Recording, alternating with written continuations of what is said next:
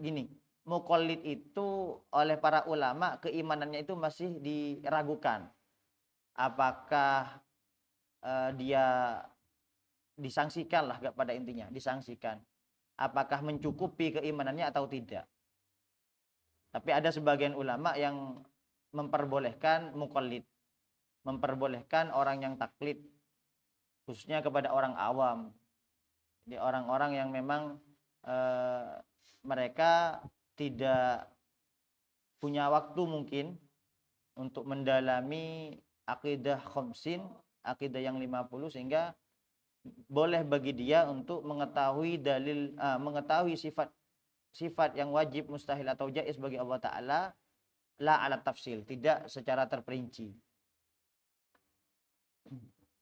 Dah, kemudian bagaimana dengan santri, dengan thalabul ilmi? Santri, murid itu kan belajar ke gurunya, mereka taklid kan pastinya. Mereka ikut apa yang didhauhkan gurunya.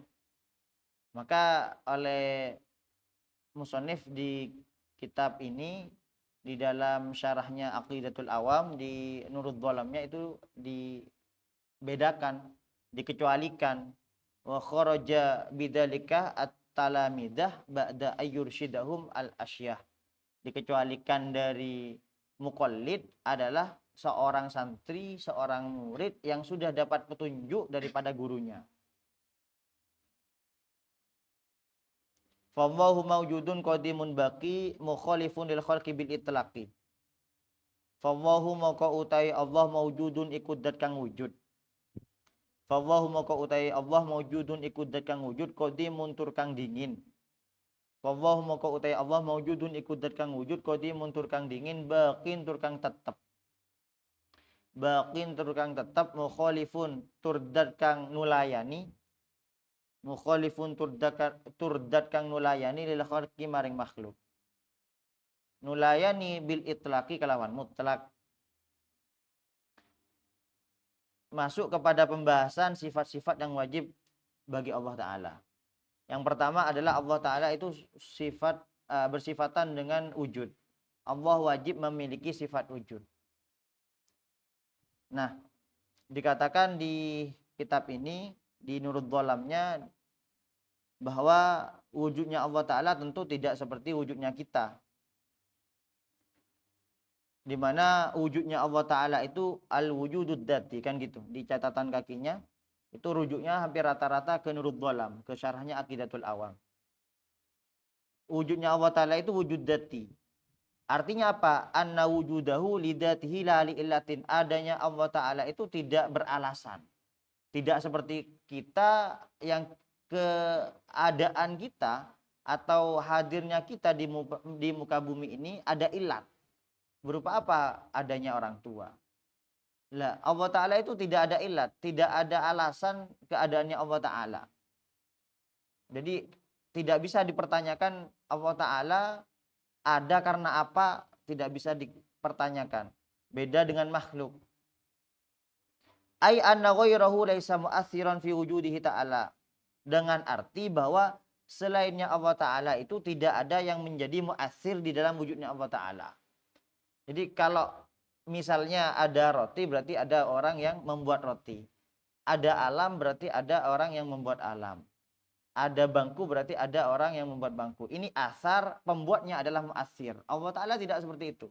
Kalau kita ada mu'atsirnya, yang saya barusan contohkan, seperti kita butuh kepada orang tua untuk dilahirkan. Allah Ta'ala tidak ada mu'atsir. Allah Ta'ala tidak ada yang memberikan asar. Keadaannya Allah Ta'ala la li'illatin, tidak karena ada illat. Tidak ada alasannya. Wa amal wujudu wa yuriddati kawujudina. Nah, selainnya wujudnya Allah Ta'ala, wujudnya Allah Ta'ala kan wujudud dzati. Selainnya Allah Ta'ala, ya kayak wujudnya kita sekarang ini. Fahuwa bifi'lihi ta'ala, keadaan kita sekarang, keberadaan kita sekarang karena adalah fi'il atau karena pekerjaannya Allah Subhanahu wa Ta'ala. Nah, yang menjadi perdebatan kalau di dalam Kifayatul Awam itu adalah apakah wujud itu termasuk dzat atau sifat. Makanya ini perbedaan antara Imam Asy'ari dan juga Ghairul Asy'ari. Imam Asy'ari ini salah satu ulama yang kita ikuti dalam akidahnya. Kita kan dalam menjalankan syariat bermadhab. Mulai dari fikih kita bermadhab kepada Imam Syafi'i. Kemudian dalam masalah akidah kita bermadhab kepada Imam Asy'ari dan juga Imam Maturidi. Nah, Imam Asy'ari ini berpendapat bahwa sifat wujud itu adalah ainud dzat. Sifat wujud itu adalah dzatnya Allah itu sendiri. Kalau menurut ulama yang lain, termasuk murid-muridnya Imam Asy'ari itu mengatakan bahwa wujud itu adalah sifatnya Allah Ta'ala. Perbedaannya apa? Perbedaannya itu adalah ketika misalnya hijab kita dibuka, maka kita akan melihat sifat wujudnya Allah Ta'ala. Kenapa? Karena wujudnya Allah Ta'ala adalah dzatnya Allah Ta'ala sendiri. Beda halnya dengan ketika kita meyakini bahwa wujudnya Allah Ta'ala itu adalah sifat. Maka ketika hijab kita dibuka, maka kita tidak bisa melihat sifat wujudnya Allah Ta'ala. Yang terlihat hanya dzatnya Allah Ta'ala. Perbedaannya di situ cuma. Adapun dalam masalah siapa yang benar, sama-sama benar. Antara Imam Asy'ari dan juga Imam Ghairul Asy'ari sama-sama benar pendapatnya. Cuma perbedaan yang mencolok ketika kita mengikuti Imam Asy'ari yang mengatakan ainud dzat, ketika hijab kita dibuka, maka kita juga akan melihat wujudnya Allah Ta'ala, karena wujudnya Allah Ta'ala itu adalah dzatnya Allah itu sendiri. Sedangkan kalau kita mengikuti pendapat yang sifat, kalau wujud itu adalah sifat, maka ketika hijab kita dibuka, maka kita hanya melihat dzatnya Allah Ta'ala, tidak sifatnya Allah Ta'ala. Tidak sifat wujudnya Allah Ta'ala. Sifat wujud, kalau mengikuti wujud itu adalah sifat, berarti sifat wujud itu adalah sifat yang melekat kepada dzatnya Allah Ta'ala gitu. Kemudian yang kedua adalah qadim. Ini kemarin juga sempat disinggung di pertemuan sebelumnya. Allah Ta'ala qadim. Artinya Allah Ta'ala la awwala liwujudihi. Allah tidak ada permulaan di dalam wujudnya. Jadi wa huwa adamul awwaliyati liwujudihi. Falam yakhluq nafsahu wala yakhluquhu ghairuhu. Allah Ta'ala itu tidak menciptakan dzatnya sendiri. Allah juga tidak diciptakan oleh orang lain. Tidak ada yang menciptakan Allah Subhanahu wa Ta'ala. Allah Ta'ala punya sifat qadim. Allah Ta'ala memiliki sifat yang mana Allah Ta'ala tidak ada awalnya di situ. Beda kan dengan makhluk. Kalau makhluk kan ada awalnya. Kemudian yang ketiga adalah baqi atau sifat baqa. Sifat baqanya Allah Ta'ala maksudnya adalah adamul akhiriyati liwujudihi. Sama dengan keterangan yang kemarin yang pekan lalu, bahwa Allah Ta'ala itu tidak ada akhir bagi wujudnya. Tidak seperti kita yang ada masanya. Kita akan wafat, kita akan mati, kita memiliki masa di dunia ini. Allah Ta'ala tidak seperti itu. Berbeda dengan makhluk. Makanya dikatakan wa yabqa wajhu rabbika dzul jalali wal ikram. Allah tidak akan hilang oleh masa. Wujudnya Allah Ta'ala tidak ada akhirnya. Kemudian yang keempat, mukhalifun lil khalqi atau mukhalafatu lil hawadisi. Allah Ta'ala berbeda dengan makhluk. Apapun itu yang ada pada makhluk, sifat-sifat yang ada pada makhluk itu pasti tidak ada pada Allah Ta'ala. Kenapa? Karena Allah Ta'ala berbeda dengan makhluk. Dikatakan di sini ada mumatsalati syai'in minal hawadits lahu subhanahu wa ta'ala. Tidak ada benda hadis, tidak ada perkara hadis, tidak ada suatu yang menyamai kepada Allah Subhanahu wa taala, baik itu dari dzat, sifat ataupun pekerjaannya Allah Ta'ala. Allah Ta'ala berbeda dengan para makhluk. Annahu ta'ala mukhalifun lil khalqi fi jami'il wujuh. Dari sisi apapun, Allah Ta'ala berbeda dengan makhluk. Sehingga fakullu ma khatara bi balika min sifatil hawadis la tasduqu anna fillah syai'un min dalik. Maka apapun yang terbesit di hati kita dari sifat-sifat benda hadis, sifat-sifatnya makhluk. Misalnya sifatnya makhluk adalah misalnya bisa makan, kemudian dia bisa marah, bisa ini dan itu dan seterusnya. Maka sifat-sifat yang ada pada makhluk pasti dipastikan berbeda dengan Allah Subhanahu wa taala, karena Allah Ta'ala memiliki sifat mukhalafatu lil hawadisi.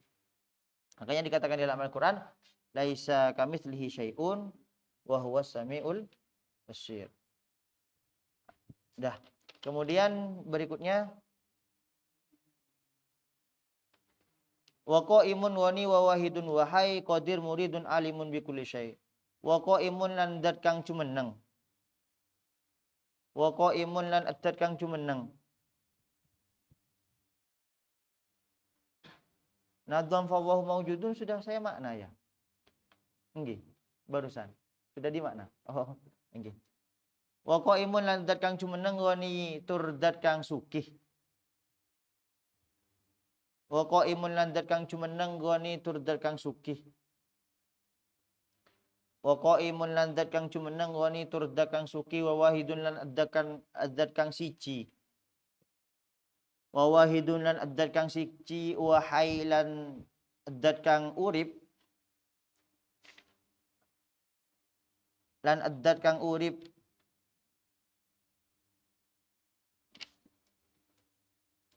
qadir turdat kang koso, qadir turdat kang koso, muridun turdat kang ngersani. Muridun turdat kang ngersani, alimun turdat kang ngeweruhi. Alimun turdat kang ngeweruhi bikuli syai kelawan sekabehane suci-wici. Bikuli syai kelawan sekabehane suci-wici. Kemudian berikutnya Allah Ta'ala memiliki sifat qiyamuhu binafsi wa qaimun. Allah memiliki sifat qiyamuhu binafsi. Maksudnya adalah istighna'uhu an kulli ma siwahu wa iftiqaru kulli ma siwahu ilaihi. Allah Ta'ala itu tidak butuh kepada siapapun itu, kepada apapun itu, wa iftiqaru kulli ma siwahu ilaihi, dan butuhnya segala sesuatu kepada Allah. Jadi makna daripada Allah Ta'ala itu berdiri dengan dzatnya sendiri, berdiri sendiri di dalam dzatnya adalah Allah Ta'ala itu tidak butuh kepada segala sesuatu, apapun itu dan siapapun itu, dan Allah Ta'ala itu dibutuhkan oleh segala sesuatu tersebut.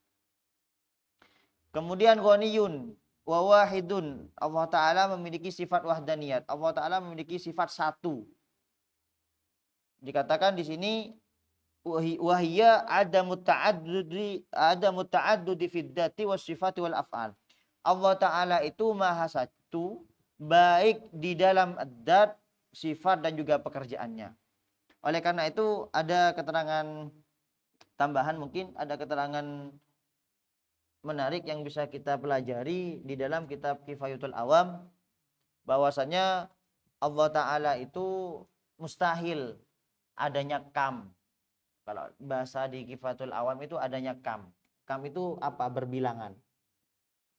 Nah, Allah Ta'ala mustahil adanya kam, adanya berbilangan, adanya berbilangan baik di dalam dzat ataupun sifat ataupun af'al.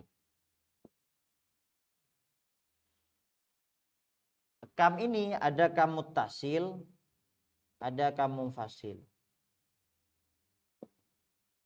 Jadi Allah Ta'ala mustahil adanya kam muttasil fid dzat, adanya kam munfasil fid dzat.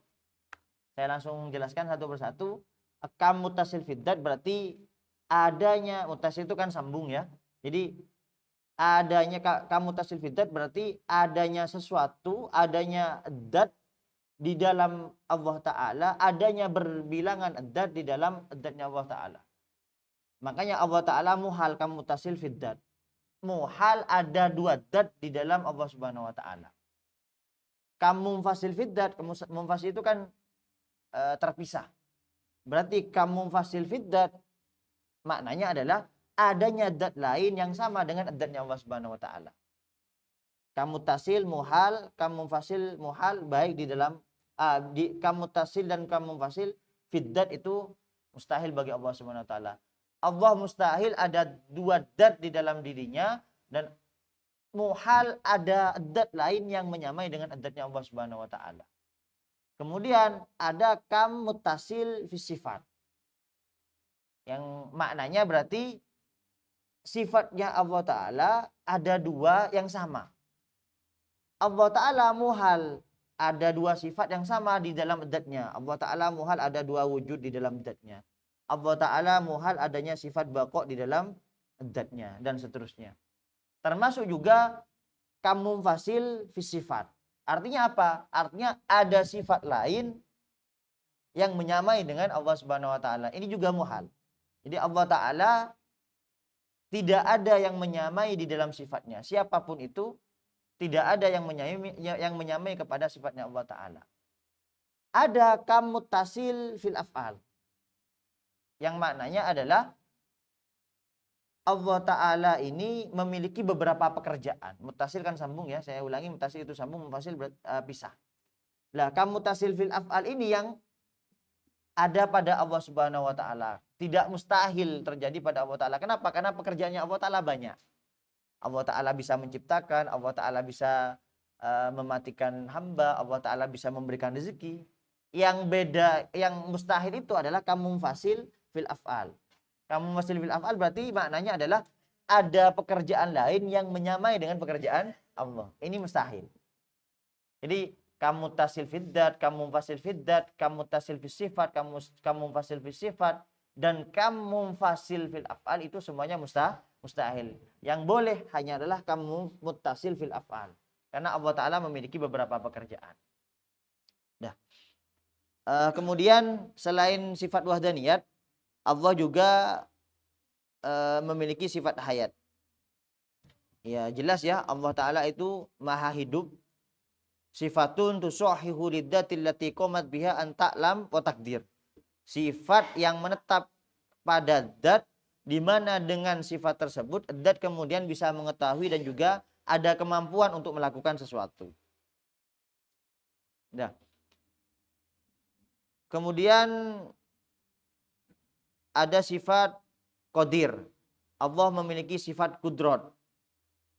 Allah memiliki sifat kudrat maknanya di sini adalah sifatun tusahihu lidzat antaf'ala wa tatruk. Allah Ta'ala itu memiliki sifat kudrat. Maksudnya apa? Maksudnya dengan sifat tersebut Allah Ta'ala mampu untuk melakukan dan meninggalkan sesuatu. Tentu kepada perkara jaiz. Karena ta'alluqnya sifat kudrat kepada perkara jaiz. Begitu juga Allah juga memiliki sifat murid. Allah memiliki sifat iradat. Yang mana sifat iradat itu sifatun taqtadi tarjiha ahadil jaizaini alal akhar. Sifat yang memberikan keluasaan bagi Allah Ta'ala untuk mengunggulkan salah satu perkara yang jaiz.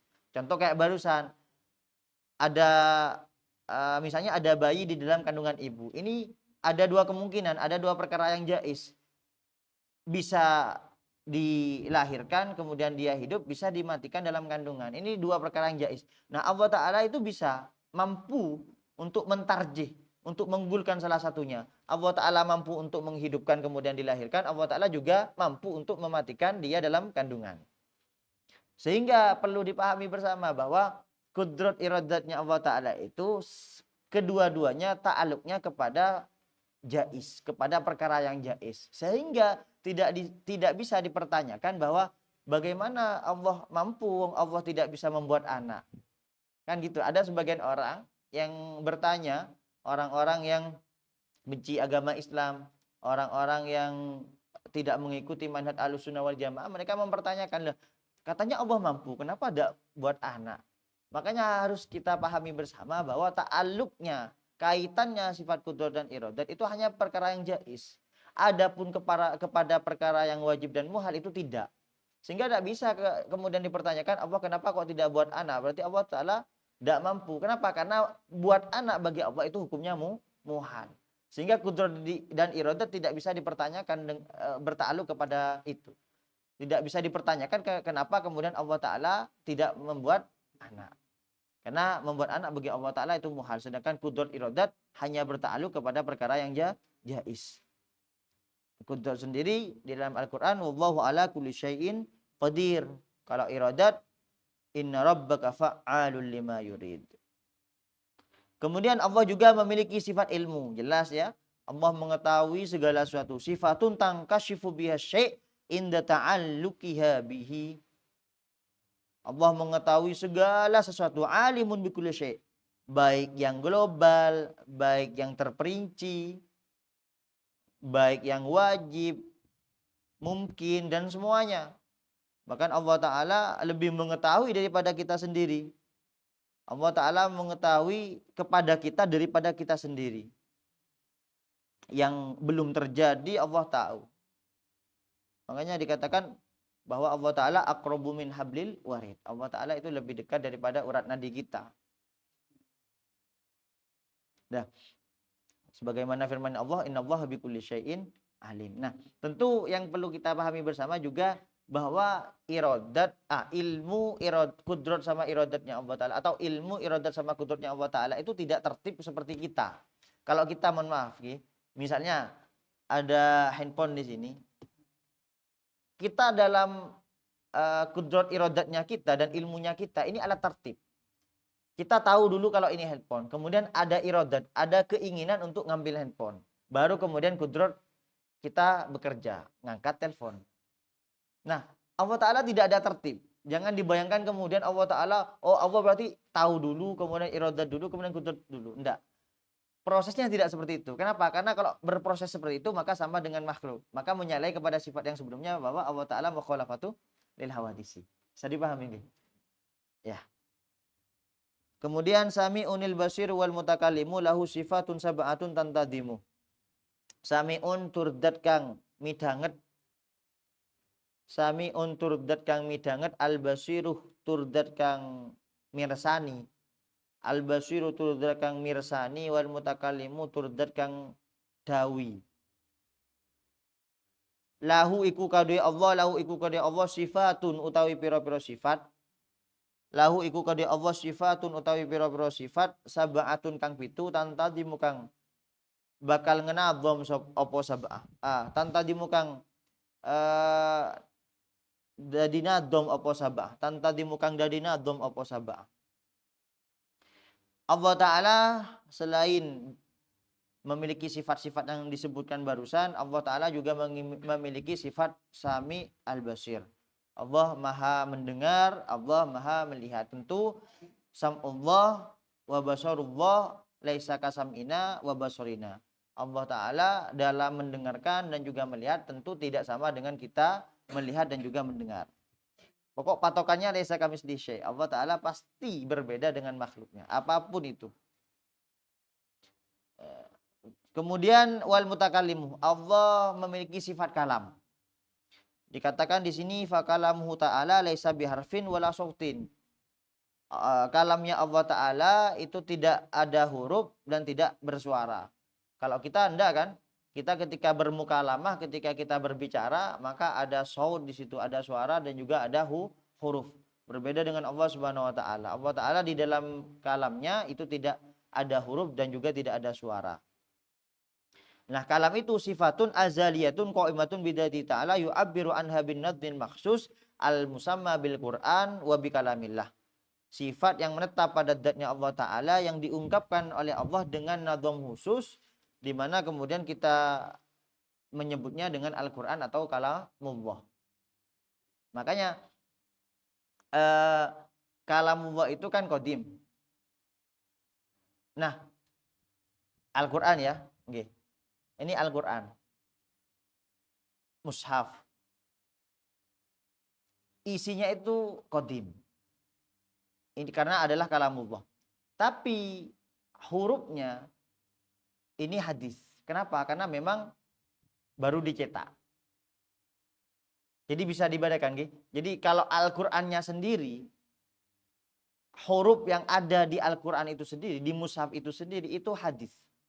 Baru. Kenapa? Karena dicetak. Yang qadim itu apa? Kandungan, isi daripada Al-Qur'an itu sendiri. Cuma gini, Imam Bajuri di salah satu kitabnya juga mewanti-wanti untuk tidak menerangkan ini kepada orang awam. Dikhawatirkan mereka salah paham sehingga kemudian terjadi fitnah. Jadi tetap ketika menjelaskan kepada orang awam, kita harus bilang kalau Al-Quran adalah kalamullah. Mushaf ini adalah kalamullah yang qadim. Nah, oleh Imam Bajuri dikasih catatan, boleh menerangkan seperti itu kepada para santri yang mana mereka itu sudah mendalami akidah khamsin. Sudah mengetahui akidah-akidah yang wajib bagi dia. Sehingga menerangkan seperti itu diperbolehkan oleh Imam Bajuri sebagai tambahan ilmu. Bahwa Al-Quran yang kita pegang sekarang ini, hurufnya, apa yang tertulis, ya hadis. Kenapa? Karena memang dicetak. Kandungannya baru kemudian qadim. Nah, tapi nanti ketika di masyarakat, ketika kepada orang awam tetap mushaf ini, Al-Quran ini qadim. Alasannya barusan, takut terjadi fitnah. Nah, kemudian ya tentu di dalam Al-Quran wa kalamallahu Musa taklima. Gitu dalil bahwa Allah Ta'ala bermukalamah. Kemudian lahu sifatun sab'atun tantadimu. Allah Ta'ala itu memiliki 7 sifat yang akan dinadomkan di nadom berikutnya, yaitu fakudratun iradatun sam'un basar. Fakudratun nuli sifat kuoso, fakudratun nuli sifat kuoso, iradatun tur sifat kerso. Sam'un tur sifat midanget, sam'un tur sifat midanget, basar tur sifat mirsani. Basar tur sifat mirsani, hayatun tur sifat urip. Hayatun tur sifat urip. Al ilmu tur sifat weruh. Al ilmu tur sifat weruh, kalamun tur sifat ngendiko, istamar roh kang tetep opo kalam. Istamar roh kang tetep opo kalam. Jadi ini kan sudah dibahas semuanya. Ini hanya faedah daripada musonif, di mana musonif ingin menjelaskan bahwa sifatnya Allah Ta'ala itu diklasifikasi. Sifatnya Allah Ta'ala itu dibagi-bagi. Biasanya di dalam akidah dasar yang kita pernah pelajari, biasanya ini dijelaskan di kitab-kitab para musonif bahwa Allah Ta'ala itu memiliki 20 sifat yang wajib. Nah, 20 sifat yang wajib itu ada pembagiannya. Yang pertama adalah sifat nafsiyah. Sifat nafsiyah di sini adalah sifat kudrat itu, sifat wujud itu sendiri. Ini jadi sifat wujud itu disebut dengan sifat nafsiyah. Ada sifat namanya adalah sifat salbiyah. Kalau di dalam Kifayatul Awam kenapa disebut dengan sifat salbiyah? Karena salbuma la yaliku bihi ta'ala. Karena sifat-sifat salbiyah ini merusak kepada apa-apa yang tidak pantas kepada Allah Subhanahu wa taala. Sifat salbiyah termasuk diantaranya adalah kudrat, kemudian iradat, ilmu, ayat, sama kudrat iradat, ya apa? Wujud kidam ya, mohon maaf. Keliru. Wujud kidam ya.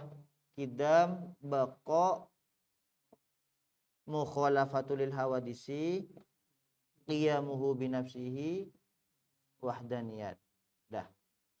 1 2 3 4 5. 5 sifat Allah Ta'ala yang termasuk sifat salbiyah. Lah, yang 7 ini dinamakan dengan, di catatan kakinya ada, dinamakan dengan sifat ma'ani. Baru ini kudrat, kemudian iradat, ilmu, hayat, sama, basor, kalam. 1, 2, 3, 4, 5, 6, 7, 8, 9, 10, 11, 12, 13. Berarti kurang 7 untuk jadi 20. Barulah kemudian ada namanya sifat ma'nawiyah. Ma'nawiyah ini sifat yang mentaukiti sebenarnya kepada sifat ma'ani. Jadi sifat ma'ani adalah kudrat, kemudian dari kudrat itulah adanya kaunuhu qadiron. Itu disebut dengan sifat ma'nawiyah. Kaunuhu qadiron, kaunuhu muridan, kaunuhu aliman, kaunuhu sami'an, basiran, dan seterusnya. Itu sifat ma'nawiyah. Nah, ini 20 sifat yang wajib kita ketahui. Cuma kembali ke keterangan yang di awal, Imam Asy'ari kan mengatakan bahwa wujud ini bukan sifat tapi dzat. Ainud dzat. Berarti kalau mengikuti Imam Asy'ari yang wajib diketahui bukan 20 tapi 19. Nah, termasuk yang oleh Imam Asy'ari itu ditiadakan adalah sifat ma'nawiyah. Kenapa? Karena katanya Imam Asy'ari dengan orang dengan Allah Ta'ala memiliki sifat qudrat, ya otomatis berarti Allah Ta'ala memiliki sifat kaunuhu qadiran. Sehingga menurut Imam Asy'ari ini tidak perlu karena secara otomatis ketika Allah Ta'ala qudrat pasti kaunuhu qadiran. Jadi mengurangi 7.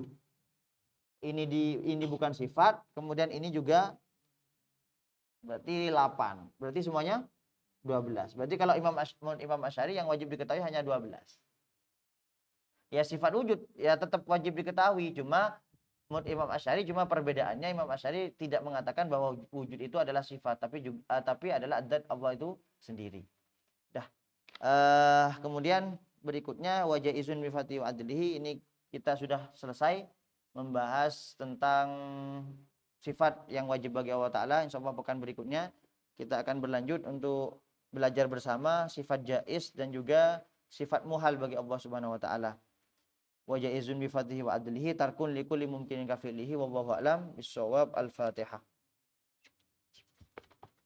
Ar-Rahmanir Rahim Maliki yaumiddin iyyaka na'budu wa iyyaka nasta'in ihdinas siratal mustaqim siratal ladzina an'amta 'alaihim ghairil maghdubi 'alaihim waladdallin amin. Allahumma shalli ala Muhammad